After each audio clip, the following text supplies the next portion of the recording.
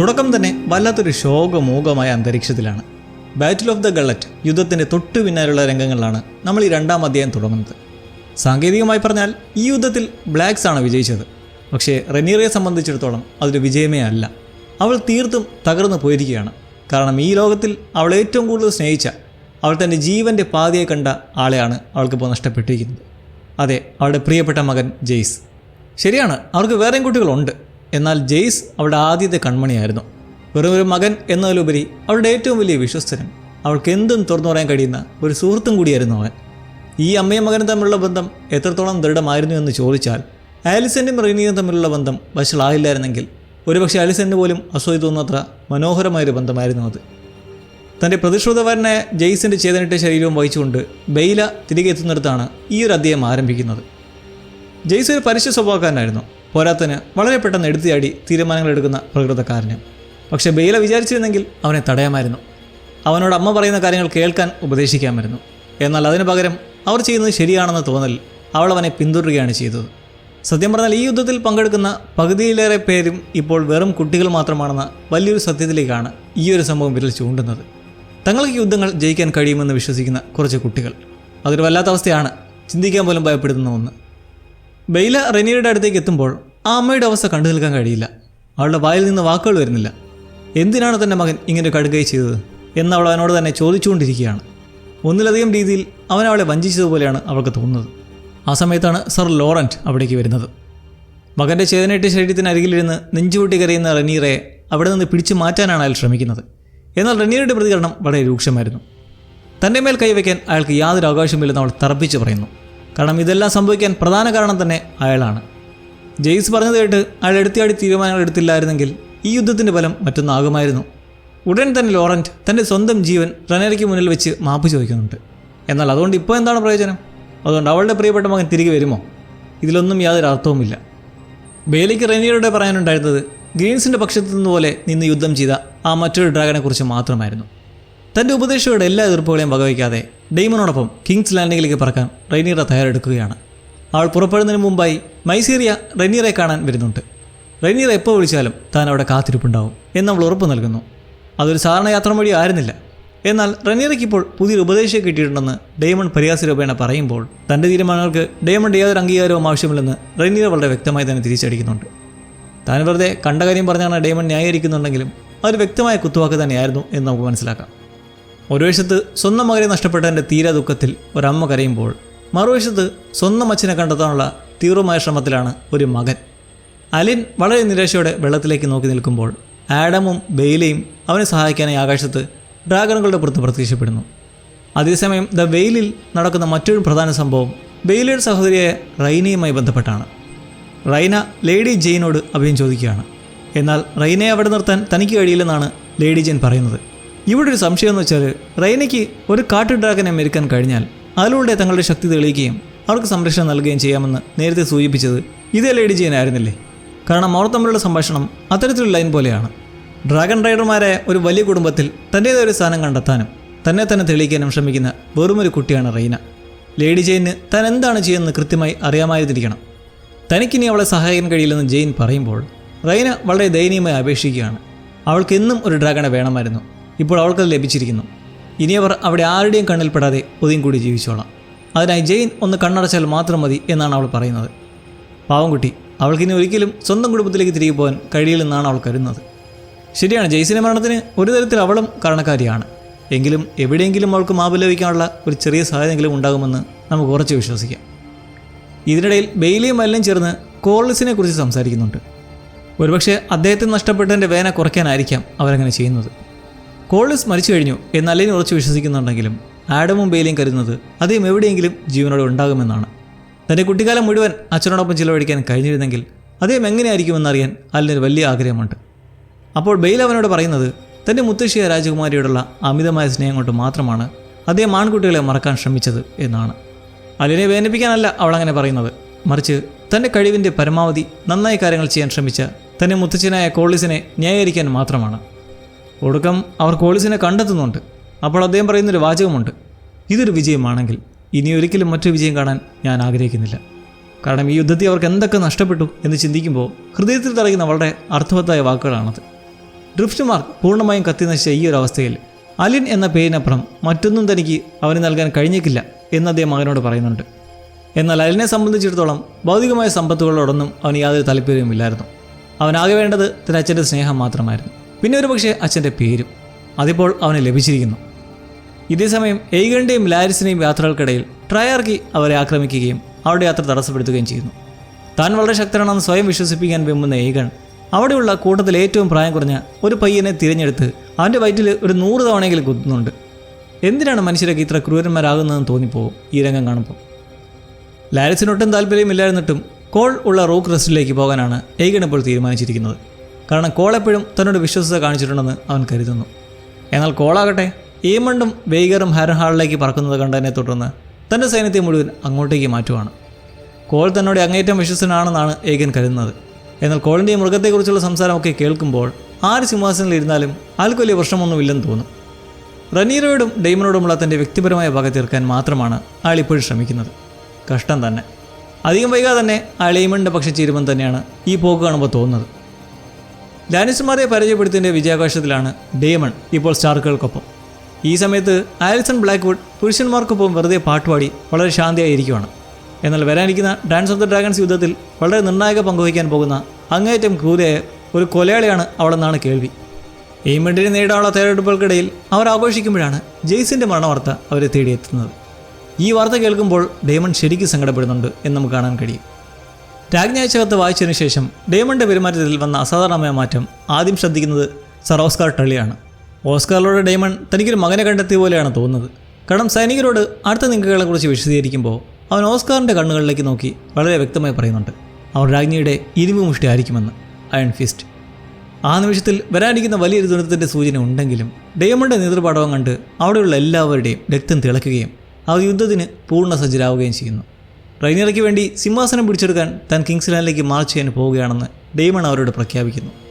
എന്നാൽ അവിടെ നിന്ന് പോകുന്നതിന് മുൻപായി ഡേമൺ അവസാനമായി ആലിസിനെ കാണാൻ പോകുന്നുണ്ട്. അവൾക്ക് ഹാരൻഹാൾ വേണമെന്നുള്ള ഡേമണോട് ആവശ്യപ്പെടുന്നു. കാലങ്ങളായി പല കൈകൾ മറിഞ്ഞു വന്ന ആ കോട്ടയോട് ആർക്കും വലിയ താല്പര്യമില്ലായിരുന്നു എന്നാണ് കാരണം.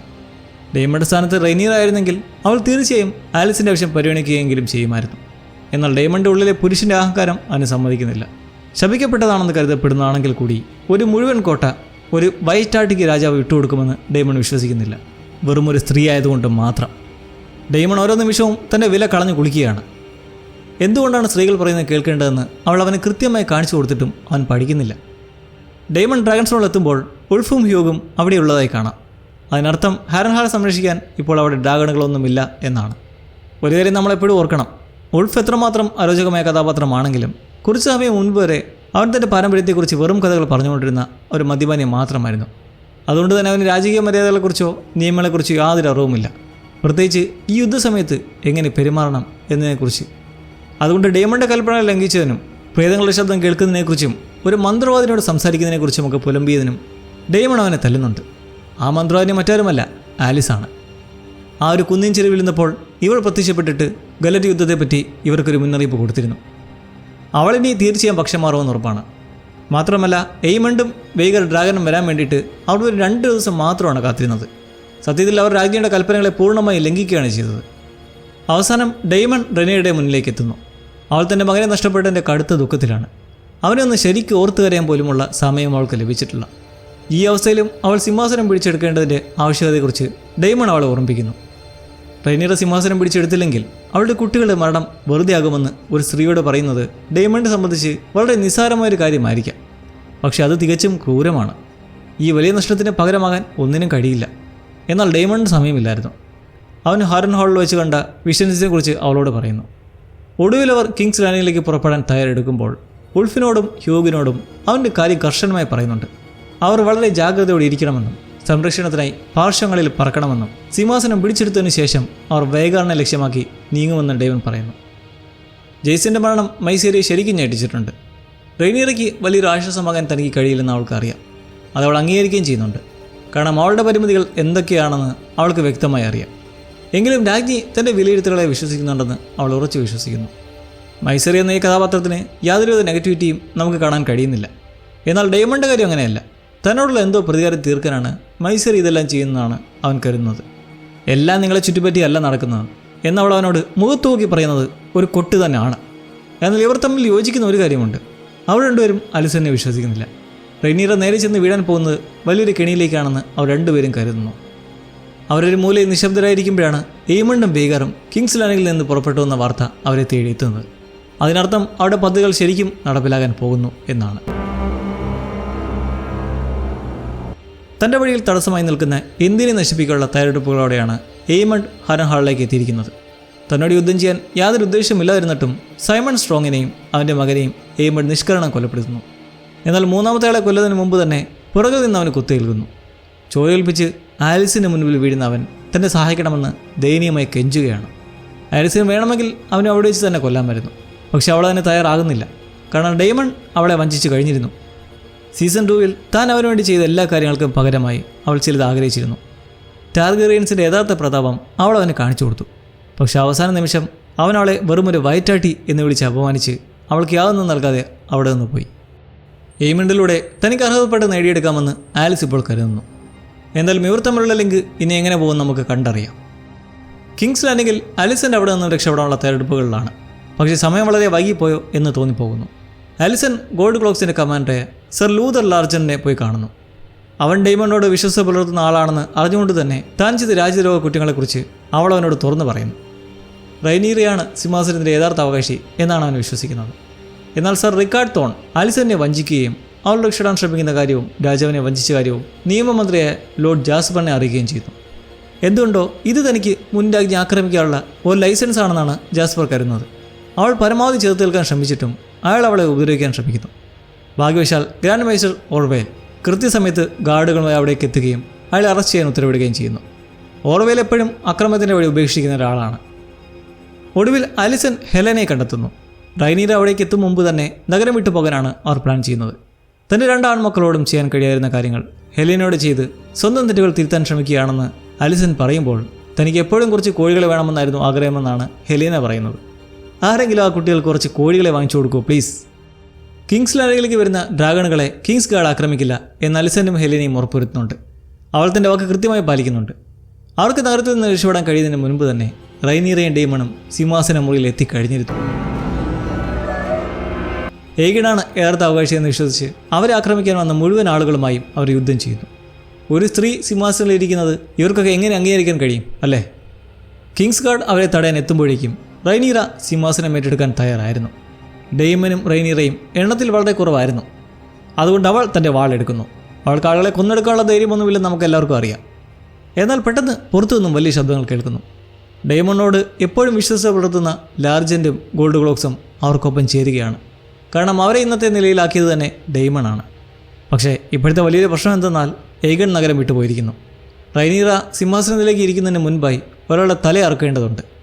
അവർ ഓർവെയിലിനെ കണ്ടെത്തുന്നു. എന്നാൽ അയാളെ കൊന്നിട്ട് മറ്റുള്ളവർക്കൊരു മാതൃകയാക്കാൻ കഴിയില്ല. മാത്രമല്ല ഓർവെയിൽ ഉടൻ തന്നെ റൈനീറയുടെ കൂറ് പ്രഖ്യാപിക്കുകയും ചെയ്യുന്നു. പകരം അയാൾ ജാസ്പറിനെ അവർക്ക് മുന്നിലേക്ക് ഇട്ടുകൊടുക്കുന്നു. ഇപ്പോൾ ജാസ്പർ തടവറയിലാണ്. അയാൾ അലിസനെ വളരെ മോശമായി ഒരു കുതന്ത്രക്കാരിയെ മന്ത്രവാദിനി എന്ന് വിളിക്കുന്നു. എന്നാൽ ഡെയ്മൺ കരുതുന്നത് അയാൾ റൈനീറയെക്കുറിച്ചാണ് അങ്ങനെ പറഞ്ഞതെന്നാണ്. അതിനെക്കുറിച്ച് അവർ എന്തെങ്കിലും ചെയ്തതിന് മുൻപായി ലാരിസ് കൊടുത്തയച്ച ഒരു സമ്മാനവുമായി ഒരു വൃദ്ധൻ അവിടേക്ക് എത്തുന്നു. അപ്പോൾ അതാണ് ഓട്ടോയ്ക്ക് സംഭവിച്ചത്. ഡെയ്മണിനെ സഹായിക്കുകയാണെന്ന് വരുത്തി തീർക്കാൻ ലാരിസ് അവനെ ബന്ദിയാക്കിയിരിക്കുകയായിരുന്നു. അയാൾ ഇരുപക്ഷത്ത് നിൽക്കുകയാണെന്നാണ് തോന്നുന്നത്. അതൊരു തരത്തിൽ ശരിയുമാണ്. കാരണം അയാൾ ഒരിക്കലും രാജാവാകാൻ പോകുന്ന ഒരാളല്ല. എന്നാൽ ആര് ഭരിച്ചാലും അവർക്ക് ആവശ്യമായ ഉപദേശങ്ങൾ നൽകാൻ അയാൾക്ക് കഴിയും. അങ്ങനെ നമ്മൾ ഈ അദ്ദേഹത്തിൻ്റെ അവസാനത്തോട് അടുക്കുമ്പോൾ ഡെയ്മൺ ഓട്ടോയെ റൈനീറയ്ക്ക് മുമ്പിൽ കൊണ്ടുവന്ന് നിർത്തുന്നു. സിംഹാസനം സ്വന്തമാക്കാൻ അവനെ തലവെട്ടാനാണ് ഡെയ്മൺ ആവശ്യപ്പെടുന്നത്. ഓട്ടോ ഈ ശിക്ഷ 100% അർഹിക്കുന്നുണ്ട് എന്നാൽ യാതൊരു സംശയവുമില്ല. കാരണം ഈ പ്രശ്നങ്ങളെല്ലാം തുടങ്ങിയത് തന്നെ അയാളാണ്. അയാൾ തൻ്റെ മകളെ രാജാവിനെ കൊണ്ട് വിവാഹം കഴിപ്പിച്ചില്ലായിരുന്നെങ്കിൽ ഇതൊന്നും ഒരിക്കലും സംഭവിക്കില്ലായിരുന്നു. പക്ഷേ നമ്മൾ പ്രതീക്ഷിച്ച പോലെ തന്നെ ഒരാളെ എത്ര എളുപ്പത്തിൽ കൊല്ലാൻ റൈനീറയ്ക്ക് കഴിയില്ല. ഒരു മകന് പകരം മറ്റൊരു മകൻ എന്നവൾ പറഞ്ഞിരുന്നെങ്കിലും അത് സ്വന്തം കൈകൊണ്ട് ചെയ്യേണ്ടി വരുമെന്ന് അവൾ ഒരിക്കലും കരുതിയിട്ടുണ്ടാകില്ല. അവളൊരു അമ്മയാണ്. ആർക്കും അങ്ങനെ ഒരു ഗതി വരുത്താൻ അവൾ ആഗ്രഹിക്കുന്നില്ല. പക്ഷേ ഇപ്പോൾ അവൾ നിൽക്കുന്നത് ഒരുപാട് ആളുകൾക്ക് നടുവിലാണ്. വാളുകളാൽ നിർമ്മിച്ച ആ സിംഹാസനത്തിൽ ഇരിക്കാൻ വേണ്ടി ഒരാളെ കൊല്ലാൻ അവിടെയുള്ള പുരുഷന്മാർ മുഴുവൻ അവളെ നിർബന്ധിക്കുകയാണ്. അവിടെ സ്ത്രീകളും ഉണ്ടായിരുന്നു. പക്ഷെ അവരെല്ലാം ചുറ്റുമുള്ള പുരുഷന്മാരാൽ അന്തരാക്കപ്പെട്ടിരുന്നു. ഈ നിമിഷത്തിൽ അവൾക്ക് അർഹതപ്പെട്ടത് അവൾ സ്വന്തമാക്കുക മാത്രമാണ് ചെയ്യേണ്ടത്. എന്നാൽ റൈനീറ ആകെ തളർന്നിരിക്കുകയാണ്. ഈ ഒരു സംഭവം തന്നെ പൂർണ്ണമായും മാറ്റി കളയുമോ എന്നവൾ വല്ലാതെ ഭയക്കുന്നുണ്ട്. അതുകൊണ്ട് ഇതിൽ നിന്നും പിന്മാറാൻ അവൾ പരമാവധി ശ്രമിക്കുന്നു. അവൾ ശരിക്കും കരയുകയായിരുന്നു. കാരണം അലിസനുമായി സംസാരിച്ച കാര്യങ്ങൾ ഇതൊന്നും ആയിരുന്നില്ല. ഏകണ ബദലായി ഇങ്ങനെ രക്തച്ചൊരിച്ചിലൂടെ തൻ്റെ പഠനം തുടങ്ങാൻ അവൾ ഒരിക്കലും ആഗ്രഹിച്ചിരുന്നില്ല. പക്ഷേ ഇപ്പോൾ കാര്യങ്ങൾ ഇവിടെ എത്തി നിൽക്കുന്നു. ഒടുവിൽ ഡേമൺ അവളെ കൊണ്ട് അത് ചെയ്യാൻ നിർബന്ധിക്കുകയാണ്. അതിനായി അവൻ തൻ്റെ സ്വന്തം വാൾ അവൾക്ക് നൽകുന്നു. ഒറ്റ വെട്ടിന് തന്നെ തീർന്നോളും എന്നൊരാശ്വാസം മാത്രമാണ് അതിലുള്ളത്. അവൾ കൃത്യമായി അവൻ്റെ കഴുത്തിലേക്ക് തന്നെ വെട്ടേണ്ടതായിരുന്നു. വളരെ എളുപ്പത്തിൽ മരണം സംഭവിക്കാൻ വേണ്ടി അവൻ അവൾക്ക് മുന്നിൽ തലകുരിച്ചു കൊടുക്കുന്നുണ്ട്. ഇതെല്ലാം കണ്ട് സഹിക്കാൻ കഴിയാതെ കണ്ണുകൾ ഇറുകി അടയ്ക്കുകയാണ്. കണ്ണുകൾ അടച്ചുപിടിച്ച് അവൾ ആഞ്ഞു വെട്ടി. പക്ഷേ ലക്ഷ്യം തെറ്റി അവൾ ചെന്ന് കൊണ്ടത് അവൻ്റെ പുറത്താണ്. അവനിതിൽ സംസാരിക്കാൻ തുടങ്ങുന്നതിന് മുൻപ് തന്നെ പുറത്തു നിന്ന് വാൾ വലിച്ചൂരി അവൾ നേരെ അവൻ്റെ കഴുത്തിലേക്ക് വെട്ടി. പൊട്ടിക്കരഞ്ഞുകൊണ്ട് തൻ്റെ ഉള്ളിലെ രാക്ഷസീയമായ ആഗ്രഹങ്ങൾക്ക് അവൾ പൂർണ്ണമായും കീഴടങ്ങുകയാണ്. ഒരുപക്ഷെ ജെയ്സനും ലൂക്കിനും വേണ്ടിയാണ് തന്നെ ഇത് ചെയ്യുന്ന സ്വയം വിശ്വസിപ്പിക്കാനായിരിക്കാം അവൾ ശ്രമിക്കുന്നത്. അങ്ങനെ മാത്രമേ അവൾക്ക് സമാധാനം കണ്ടെത്താൻ കഴിയൂ. ഇപ്പോൾ ഡേമണിന് സിംഹാസനം ഇല്ലെങ്കിലും അവനും ഒരു തരത്തിൽ ഭരിക്കുന്നുണ്ടെന്ന് പറയാമല്ലോ. എന്നാൽ എപ്പിസോഡ് ഇവിടെ അവസാനിക്കുന്നില്ല. കുട്ടിക്കാലം മുതൽ തൻ്റേതാണെന്ന് വിശ്വസിപ്പിച്ച ആ സിംഹാസനത്തിലേക്ക് റെനീറ വളരെ പതുക്കെ നടക്കുകയാണ്. അവളെന്തായാലും ഒരു മികച്ച ഭരണാധികാരിയാകുമെന്ന കാര്യത്തിൽ ഒരു സംശയവുമില്ല. അവളൊരു മഹത്തായ രാജ്ഞിയാകും. എന്നാൽ അതിൽ എത്രത്തോളം അവളുടെ സ്വന്തം തീരുമാനങ്ങൾ ഉണ്ടാകുമെന്ന് നമ്മൾ കണ്ടറിയേണ്ടിയിരിക്കുന്നു. ഓട്ടോയുടെ രക്തത്തിൽ ചവിട്ടിയാണ് അവൾ നടന്ന് നീങ്ങുന്നത്. എന്നാൽ കാര്യങ്ങൾ കൂടുതൽ വഷളാക്കിക്കൊണ്ട് കണ്ണുനീരോടെ അവൾ സിംഹാസനത്തിൽ ഇരിക്കുമ്പോൾ അലിസൻറ്റിനെയും എലീനെയും അവളുടെ മുന്നിലേക്ക് കൊണ്ടുവരികയാണ്. റൈനീറ എന്താണ് ചെയ്തതെന്ന് മനസ്സിലാക്കിയ അലിസൻറ്റിനെയും അവളുടെയും കണ്ണുകൾ തമ്മിൽ ഉടക്കുന്നു. ഇനി വരാൻ പോകുന്ന ഒന്നും ഒട്ടും ശോകരമായ കാര്യങ്ങളായിരിക്കില്ല എന്നുറപ്പാണ്. പുസ്തകം വായിക്കാത്ത ഒരാളെന്ന നിലയിൽ ഇതിലുള്ള എപ്പിസോഡുകൾ ശരിക്കും ആസ്വദിക്കാൻ കഴിയുന്നുണ്ട്. അതിലുപരി പറയാനുള്ളത് ഇതിലുള്ള ഡ്രാഗണുകളൊക്കെ എത്ര മനോഹരമാണെന്ന കാര്യമാണ്. എന്നാൽ ഈ ഷോയിൽ ഡ്രാഗണുകൾക്കും മനുഷ്യരെ പോലെ തന്നെ വളരെ പ്രധാനപ്പെട്ടൊരു കഥാപാത്രമുണ്ട് എന്ന് തോന്നലല്ല, അത് ഉറപ്പാണ്. അവരെ കൂടുതൽ കാണാൻ നമുക്ക് ആഗ്രഹമുണ്ടല്ലേ. ഇനി എന്താണ് സംഭവിക്കാൻ പോകുന്നതെന്നറിയാൻ വളരെ ആകാംക്ഷയോടെ നമ്മൾ കാത്തിരിക്കുകയാണ്. എന്തായാലും ഇനി ഡ്രാഗണുകളുടെ യുദ്ധം കൂടുതൽ ആവേശകരമെന്നുള്ള പ്രതീക്ഷയോടെ നമുക്ക് അടുത്തൊരു അധ്യായമായി വീണ്ടും കാത്തിരുന്ന് കാണാം.